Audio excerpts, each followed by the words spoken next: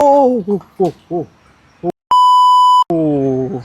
Cikai yang memang dalam. Hampa tengok sendiri ya, memang dalam ni tak ada apa nah. Berapa kaki ni? Agak-agak. Ha? 6 kaki lebih. Ha? Ni. 7 kaki eh. 7 kaki. Apa tu? Yang kita korek ni nak buat tangki septik. Tapi hari ni tangki septik ni dah siap lah. Akan bubuh lah sekejap lagi. Okay, kita akan pakai 3 tangki ni untuk air sprinkle.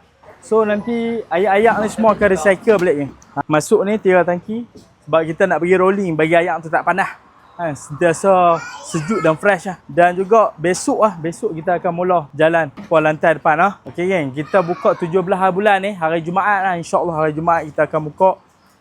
Kalau boleh kita nak bagi selesai sebelum hari Khamis insyaAllah. Okay geng, kita buka nanti 17 bulan hari Jumaat dari pukul 7 pagi sampai pukul 6 petang. InsyaAllah mai support kita lah.